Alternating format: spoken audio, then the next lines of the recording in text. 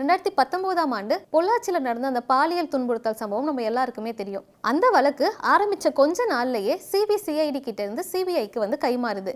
கைமாறின அப்புறமா 9 பேரை குற்றவாளிகள் அப்படின்னு சொல்லி சிபிஐ அவங்களோட அறிக்கையை சமர்ப்பிக்கிறாங்க.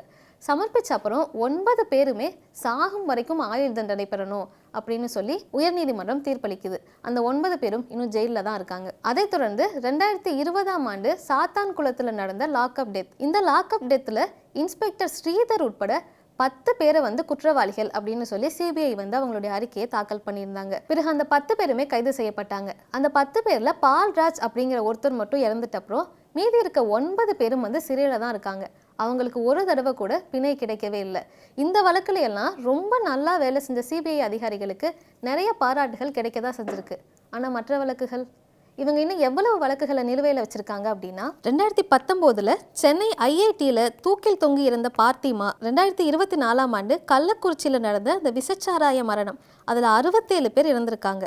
அந்த கேஸ், அது மட்டும் இல்லாமல் சிவகங்கையில் அஜித் குமார் இறந்த கேஸ், இந்த வழக்குகள் எல்லாமே இன்னும் நிலுவையில் இருக்கிறது மட்டும் இல்லாமல் இப்போ தான் கொஞ்சம் கொஞ்சமாக வேகம் எடுக்க ஆரம்பிச்சிருக்கு அப்படின்னு சொல்கிறாங்க. அந்த வகையில் தான் சமீபத்தில் ஆம்ஸ்ட்ராங் அவர்களுடைய கொலை வழக்கும் இந்த கரூர் சம்பவமும் சிபிஐ கைக்கு மாற்றப்பட்டிருக்கிறது.